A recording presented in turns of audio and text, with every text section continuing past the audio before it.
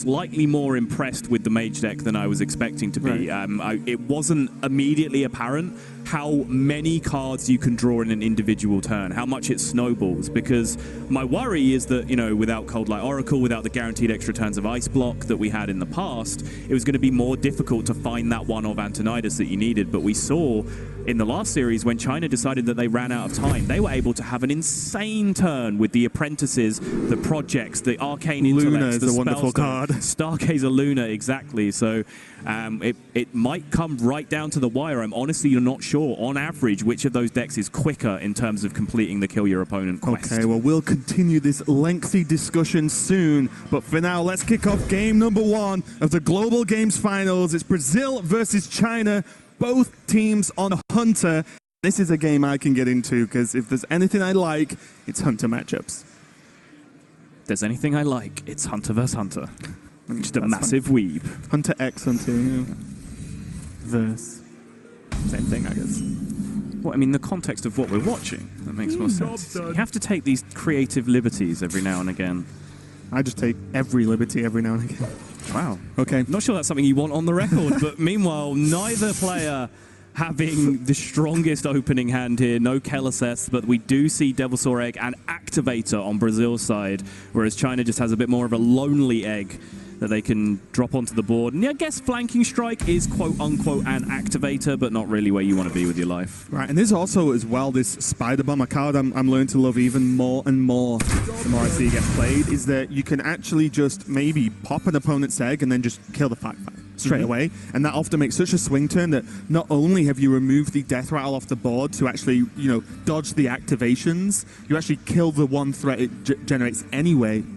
So we could see that come into play. Both players, both teams keeping it pretty fair, just having Katharina on their hands now. So both teams have an opening of a very explosive turn 7 or 8, depending on how Brazil use this coin. But also the next few turns are going to be vital, because we've seen games where you now just draw all of the beasts in your deck, and Katharina becomes very, very weak indeed. On that note, Brazil's beast makeup, they have the 1 charged Devilsaur as their additional beast in the floating spot, if you guess. And actually, China have more. They have the charged Devilsaur and a Savannah Highmane in there, as well as the standard beasts. Well, you just have to say that China's Katharina is just more powerful, right? Because it's just more likely to summon something. We've talked about this a lot, where the second summon from the Death Rattle is fantastic, but not overly important a lot of the time. It's the initial, you need it to pull something good straight away to be able to get that high impact turn 8. China just go ahead, nice and easy turn, drop the egg. Brazil probably had some muted discussions about whether they wanted to accelerate and coin something out, but with Katharina in hand, the ability to be the first team playing Katharina by just coining that out on 7 is something that you do have to plan towards in this kind of mirror match. And just going back to the deck list, I think, you know, China do have a small edge there, because some of the cards that they've cut to make room for things like that extra Savannah Highmane. It's a mind control tech, for example, which, you know, how impactful is it in this matchup? Yes, you can get some big late game swings, but I think in a high level open deck list situation, your opponent plays around mind control tech very effectively. Yeah, it can be a little bit difficult, because the second you just leave a cube on the board, your opponent can maybe proc it and just create that board to steal from. Sure. And what I will say is, if you're behind and you get a strong mind control tech off, that next turn of attacks can often win you the game. You push too much, right? And we do see the Spider Bomb coming down now, being answered by the Flanking Strike and rocking the egg. And suddenly you might think, oh, but, you know, they have the activator in the form of Play Dead. Well, guess what? Not next turn, but the turn after, they can just cube a 5/5 and then Play Dead it and then get 2 more from the cube itself. And again, these turns are just too overwhelming. As you mentioned about the mind control techs, Hunter does not realistically run a way to deal with a powerful wide board. And what that means is, if you just explode onto the board with 5/5s early, 1, they have to kill them, and 2, they have to recover damage, because they just take too much face damage for it to be a problem. And now this is so much tempo picked up off that turn from China. that Brazil now have to be very, very reserved, or at least if they're going to use that coin, make sure they have an absolutely good reason for it, because suddenly now things like, you know, Hunter's Mark flanking strike or Devil Saw Egg, play dead, just to try and fight on tempo are very appealing, but both of those plays use up the coin, which is so valuable to be the first player to Kathrena in this matchup. It really is, isn't it? I am honestly torn between the coin with the egg double play dead and just flanking strike the 3-3. It's very different. They might just go halfway between all of that and not coin, but I don't think you can. Okay, they're going for the play dead, so they're saying, you know what, we'll give up the Kathrena early and just try and win the board right now.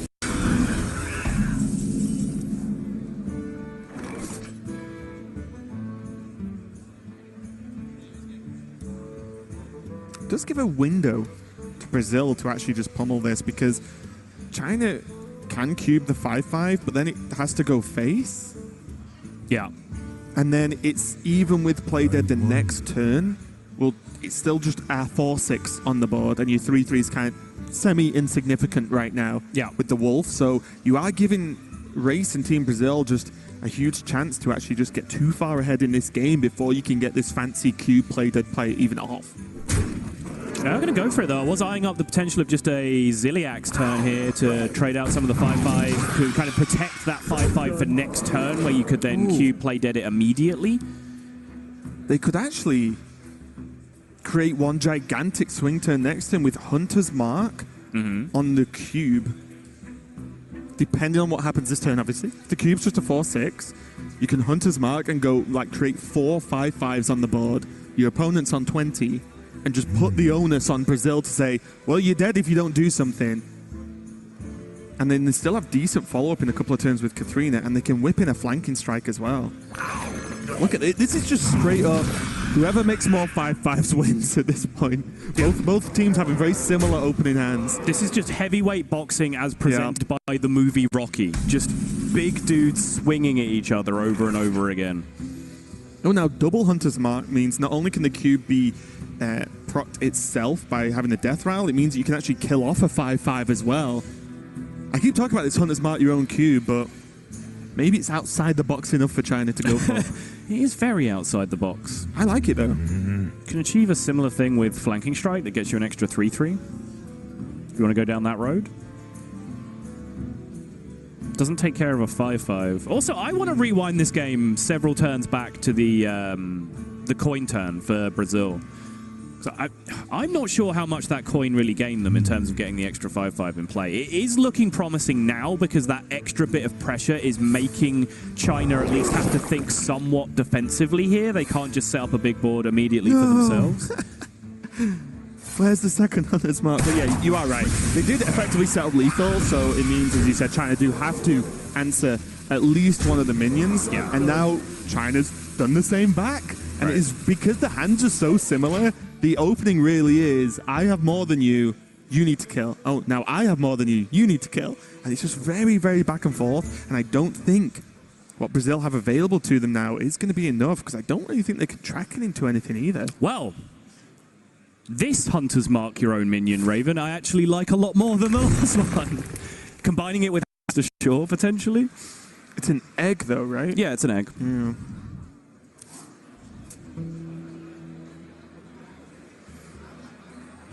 Yep, Devil Saw Egg, thank you. Lovely production team.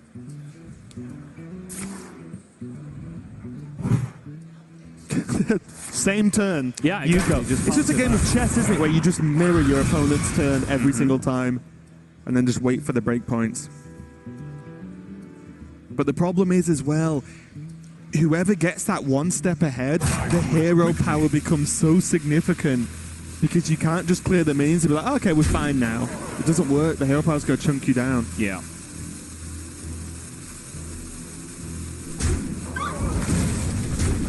So there's already 11, only 2 damage required from China to win this game, and there's 1.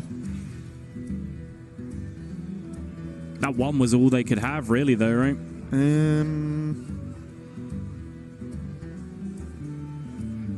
Yes. It's a weird spot. There's no Argus, right? No, don't think so. Oh, but there is Void Ripper. Ooh. So Void Ripper Candle Shot would have been lethal. Yeah. just Void Ripper on its own. 4-6 into a 6-4 would have done the job.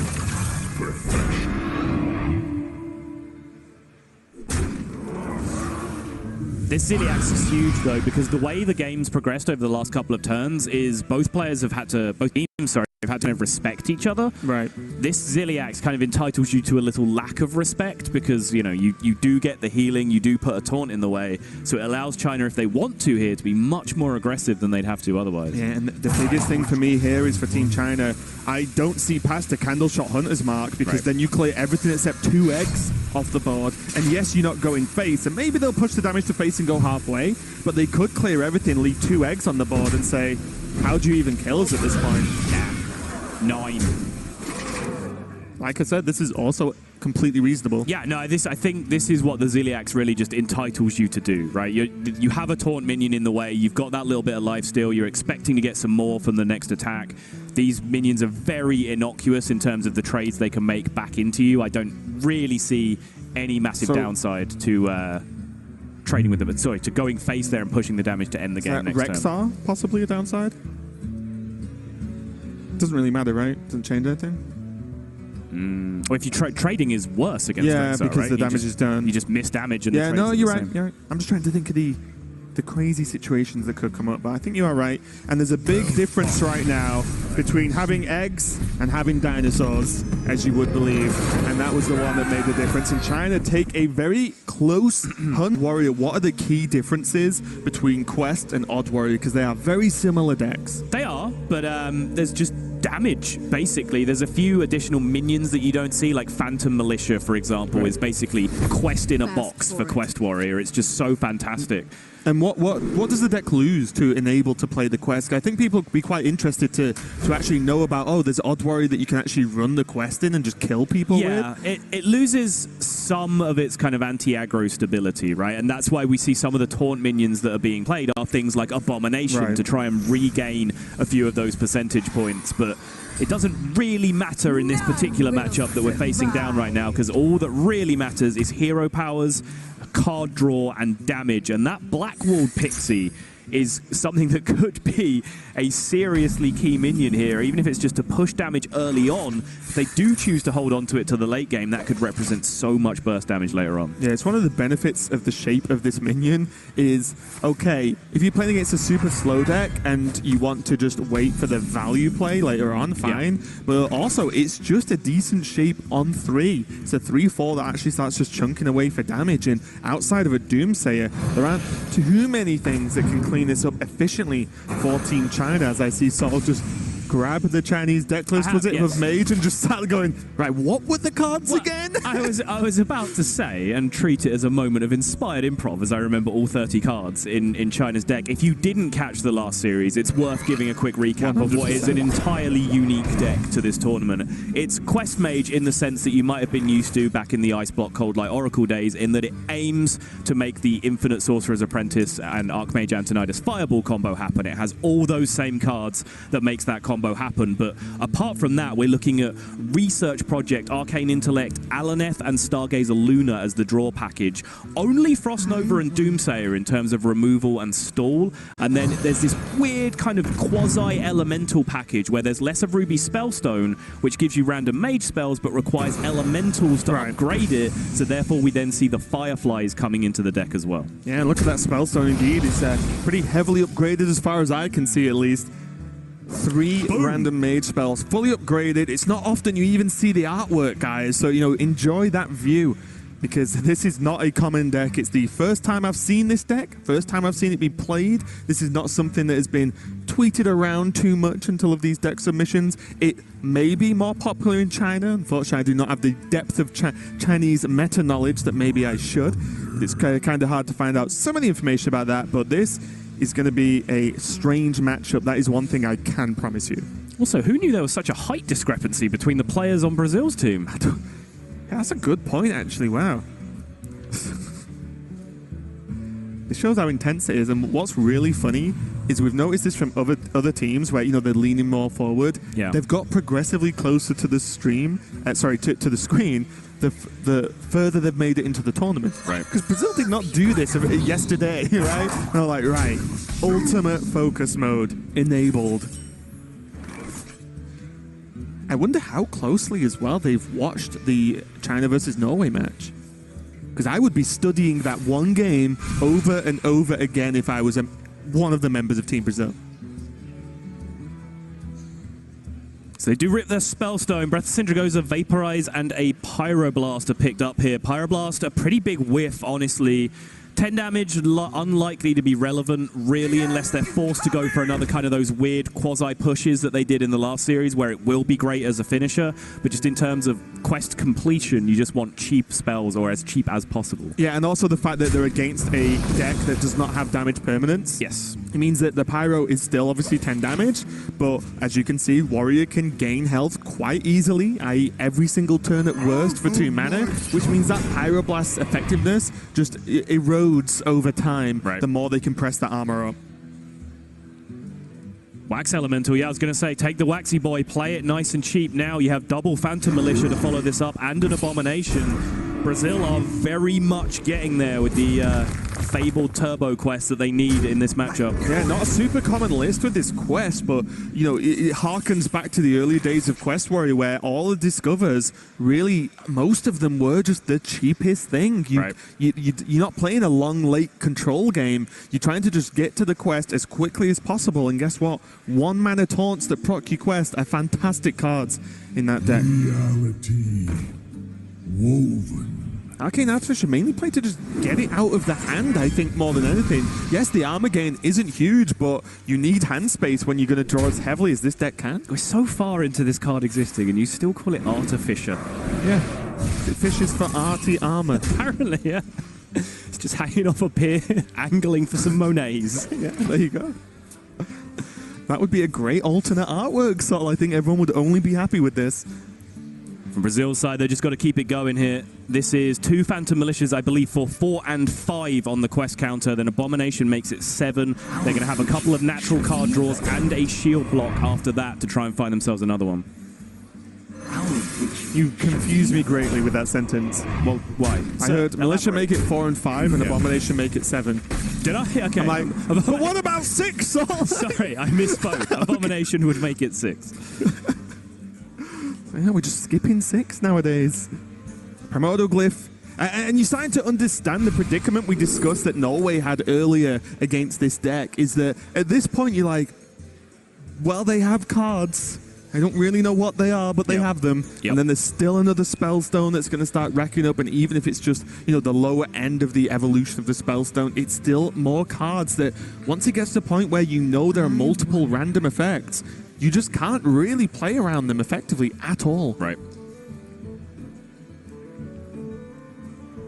This is, again, one of the big questions that you do have to ask about the deck, because this is, even for a very slow pedestrian deck like Taunt Warrior, Quest Warrior is in the early game, it's managing to amount a pretty significant amount of pressure that really the only way China has to relieve is the Frost Nova and Doomsayer in terms of being able to wipe boards, but they're able to pick it apart with a few of those smaller effect spells, the Flame Geyser and the Frostbolts, being able to get jobs done. Yeah, one of the unfortunate things as well is with this deck, China can't, for example, hold these Fireflies to beat the quest of the Warrior in terms of just putting more targets on the board that 8 damage may hit. They need to use them because that's how they progress their own quest. So they can't just hold on to small minions.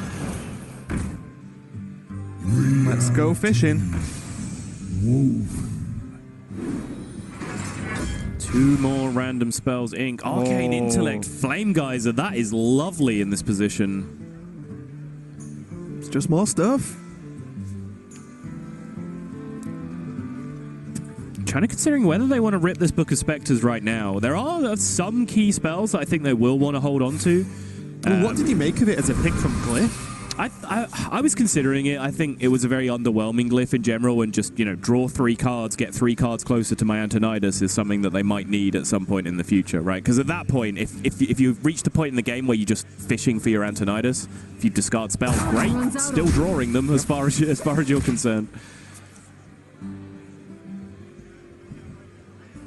But following that point up, I would have been surprised to see them go with it there, because there are still a couple of key spells that they really don't want to be losing at this point. It feels weird to take it from Glyph at that point in the game, but you do not have to cast it at that point in the game, which is the key part. And it's 0 mana. which means they can drop that whenever they desire, and it has zero impact on the resources they have available for any given turn. Now let's consider mind control tech just as another thing that can do damage, as it will not steal anything this turn, of course.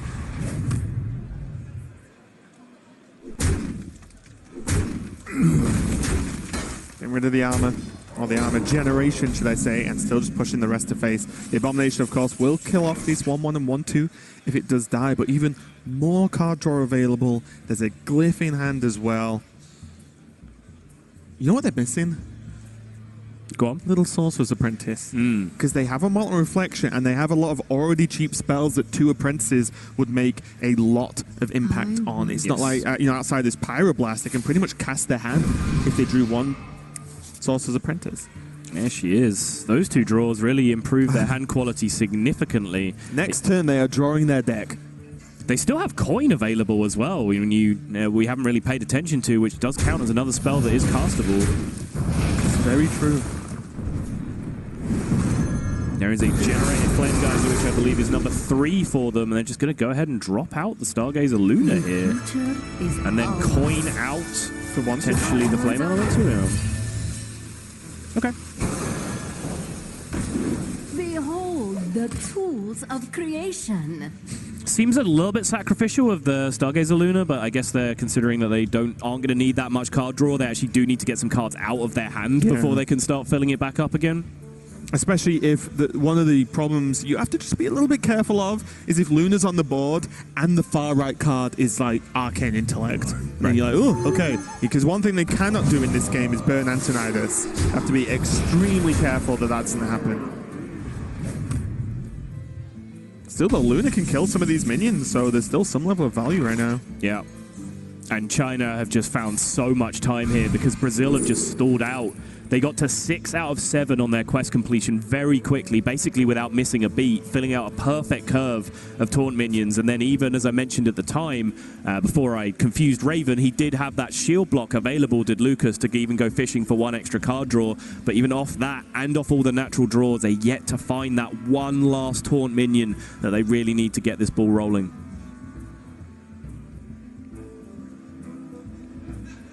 This could be so bad. I mean, they have a lot of taunts in the deck, so it could easily be next turn, but the second it's, what, like 2 turns from now? Even then, that feels late. Yep. Too late, maybe. Because China can now take a relatively slow turn in getting these Tempests on the board. They don't... It's not like the previous match where they had to play Apprentice and go because they were forced into it. Yep. They have time. They know not only does their opponent have to find a taunt that they clearly do not have and still do not have with that Reckless Flurry pickup, they also have to play it, then equip the weapon, then start pressing hero power. That's at least, what, 1.5 turns worth of stuff to do? Yes. One thing that China do have to be somewhat careful is there is a key card in Brazil's deck that we haven't really addressed yet, which is Azalina Soul Thief, which is something that does become quite relevant when it comes to playing against quest decks.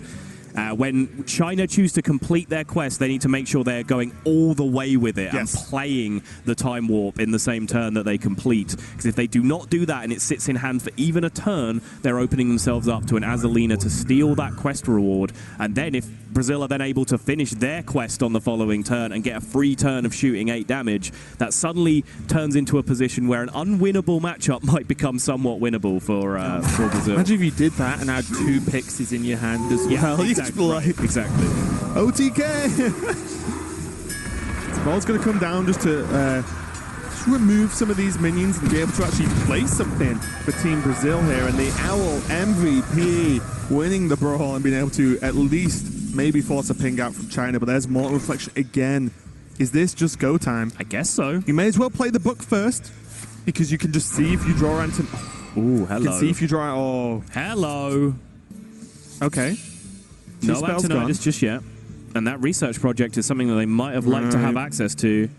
Because they don't have actual card draw now. Yep. So now do they just have to wait, get Vaporize online, and just say, okay, we'll draw 1 more card, see what happens? Yeah, this isn't enough to go off just yet. So again, because of that fear that I was talking about earlier, I don't think that they can finish their quest and then just sit with the Time Warp in hand. One of the benefits, though, of just having that book so cheap is that you can just cast it blindly and say, we'll decide what to do afterwards. Right. And again, here's another new spell for China to play with. After this Tempest is dead, it's a Frostbolt.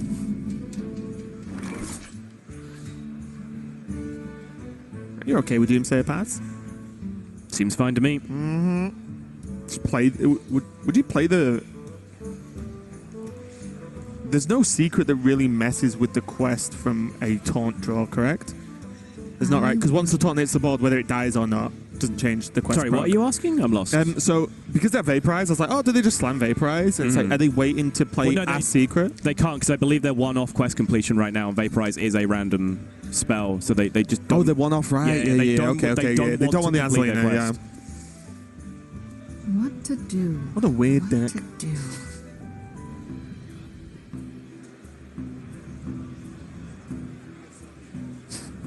Pyroblast.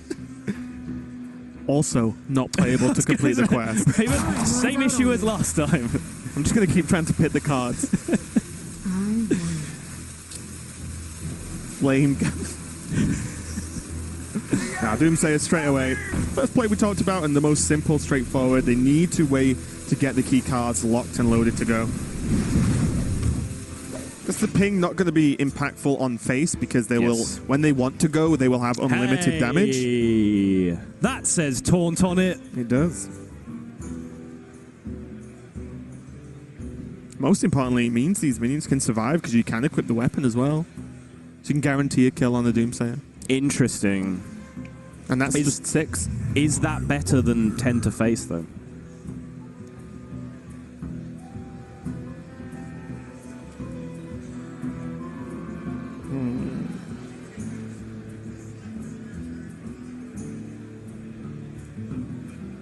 Well, you're swinging the weapon, right? I guess so. I think you kill the Doomsayer with the Ziliax and the weapon.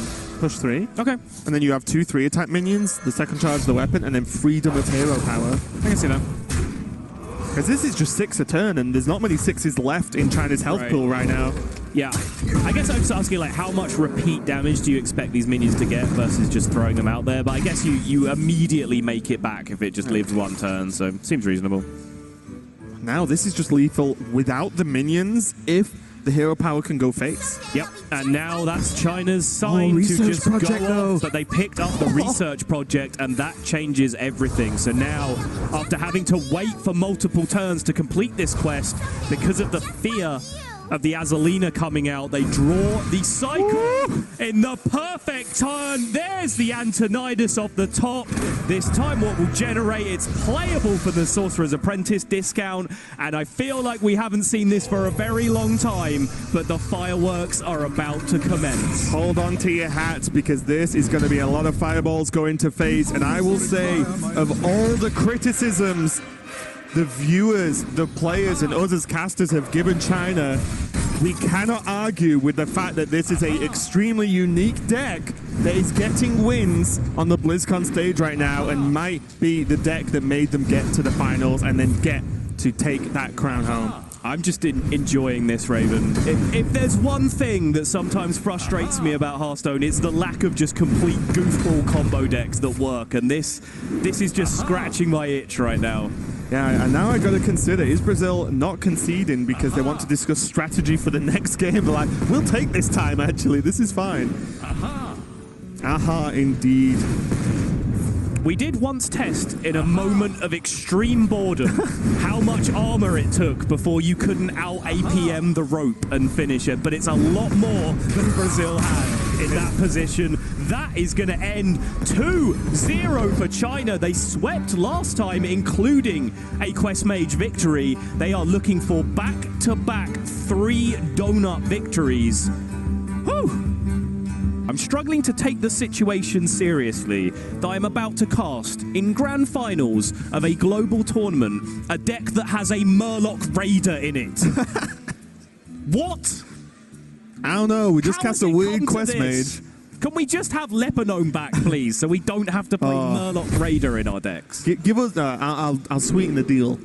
Old Lepanome and old Abusive Sergeant.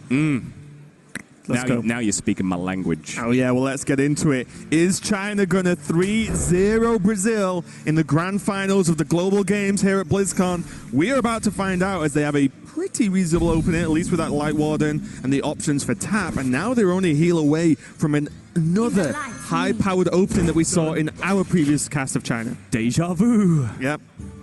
Although that's a lot of cheap Murlocs, so... Sure is. Just bluegill them down. It's a lot of very, very poor Hearthstone cards. I just love the way Voidrip is there. I imagine he turns up to the deck and he looks around, he just sees Murlocs. He's like, wait, what?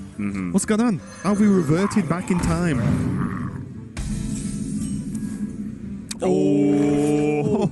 If China ever needed a Keleseth. And you see Race just looked up to the heavens, threw his head back in reaction to that top deck from China. They can feel this one slipping away from them, and you can feel the energy in the predominantly Brazilian supporting crowd just being sucked away as well with every subsequent moment. Saronite first draw off the top as well. Not playable on 3, but it's the dream draw for next turn. I am less hearing the anguish from the Brazilian fans in the audience and more feeling it, to be completely honest right now. I'm tasting it. Yeah, this is rough. Luna is definitely not bad to just drop on the board. It opens up options for the following turn. But look at this. There's the buffed Chain Gang. One of, if not the most powerful follow-up to a Keleseth is to draw Chain Gang that is buffed.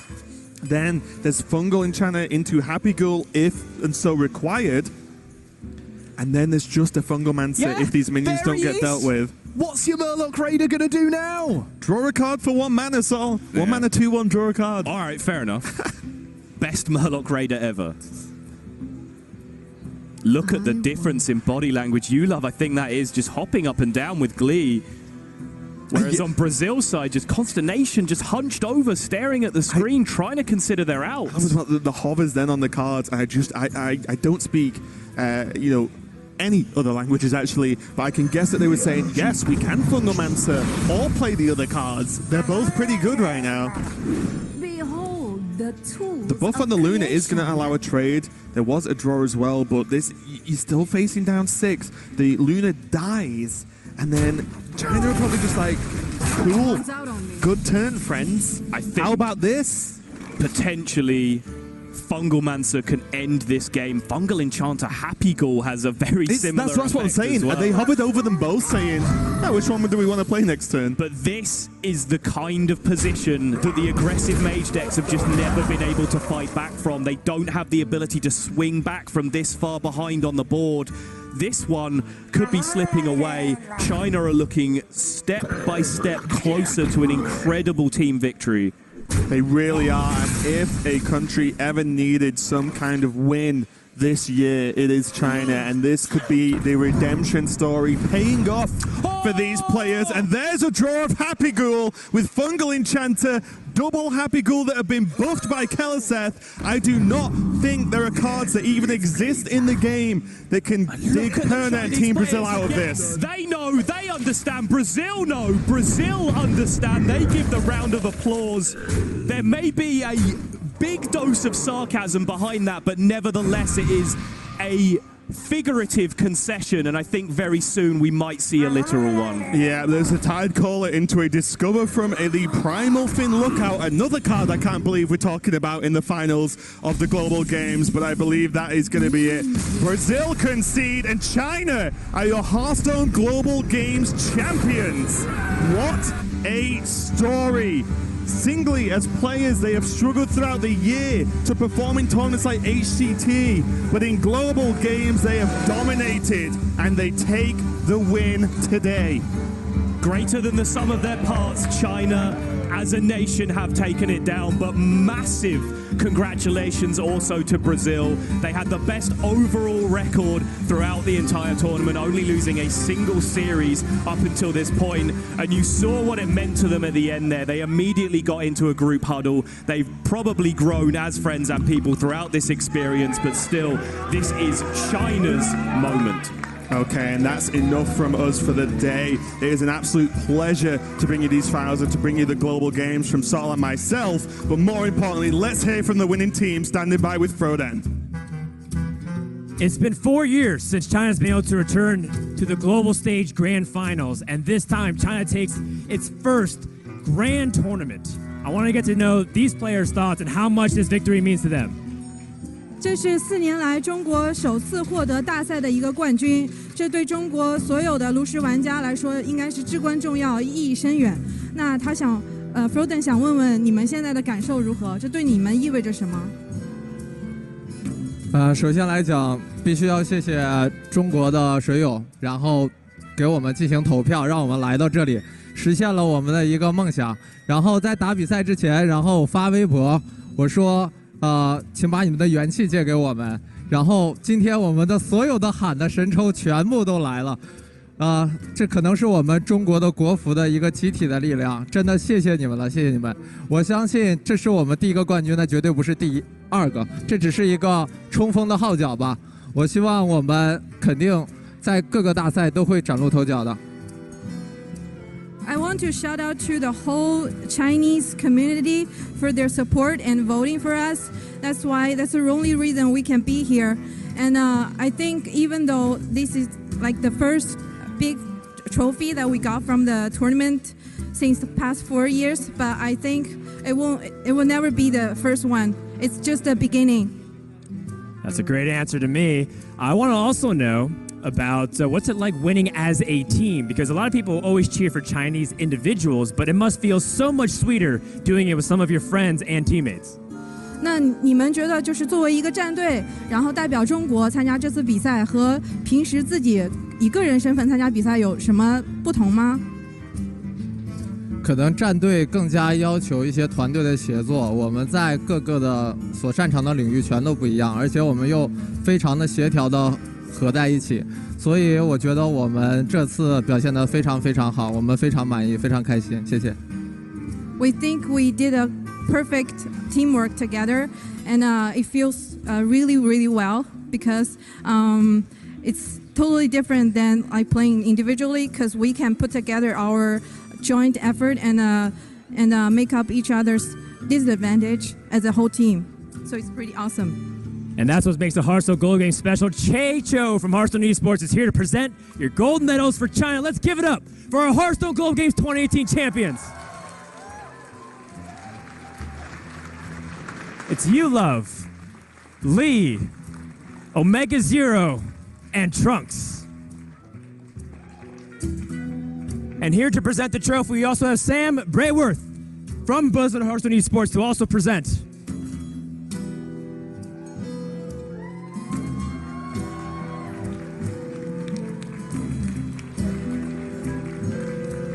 On behalf of Blizzard Entertainment, it is my honor to give you guys this trophy and the title of Global Games Champion. Congratulations.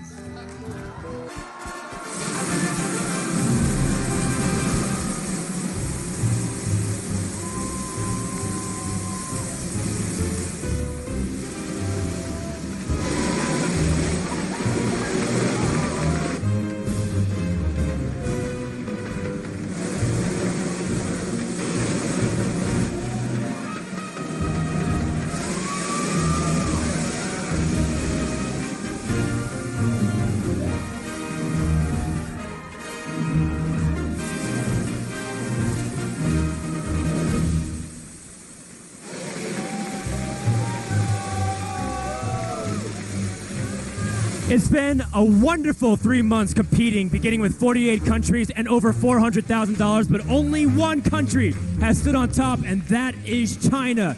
That does it for the Hearthstone Global Games this year. It's been wonderful. A big thank you to everybody that showed up in the tavern today at Blizzcon and around the world, and all the fans that cheered both literally and metaphorically on Twitch and whatever platform that you're watching on. Thank you so much for watching from Frodan, the rest of the casters, and everyone here from Anaheim, California. Thank you, and good night.